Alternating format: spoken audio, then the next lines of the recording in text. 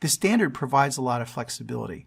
Besides the ability to deviate from everything except the mandatory prompt elements, there are also lists of alternate approaches that can be used.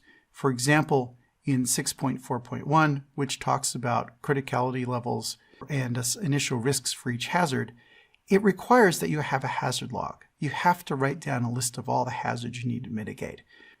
But how you get there is entirely up to you.